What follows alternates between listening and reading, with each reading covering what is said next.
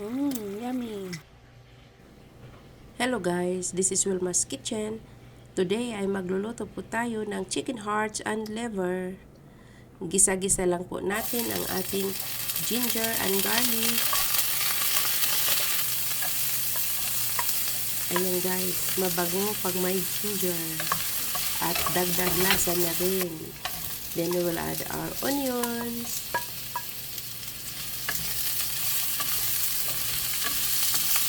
Gisa-gisa lang natin until lalabas yung aroma.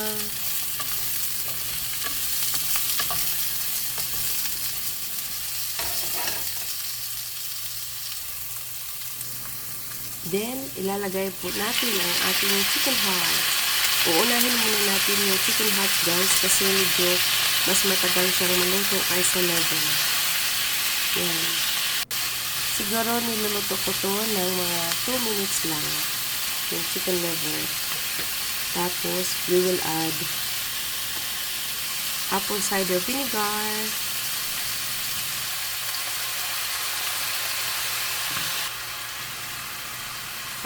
Para din siyang adobo guys. Lagyan ko ng pepper, salt, and soy sauce.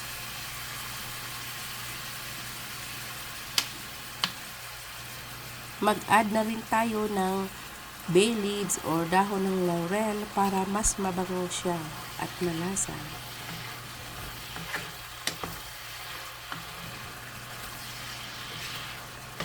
Yan, mga nasa 2 minutes lang po ang pagluluto ko nito guys. Then, we will add our chicken liver. Ayan, kunting halo-halo lang guys. Hindi masyado para hindi siya madurog ang ating liver. Ganyan lang guys. Then, we will simmer this for like 3 minutes.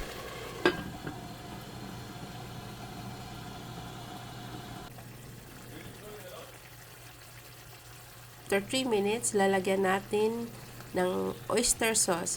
Yung oyster ko dito guys is medyo sweetened siya. Manamis-namis na oyster sauce. Ayan po. So yung lasa nito ay manamis-namis na may vinegar at may kunting kick kasi lalagyan ko siya ng green chili and red chili.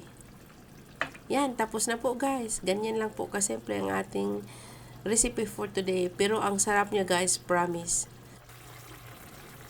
Thank you for watching at Wilmas Kitchen. Yum, yum, yum!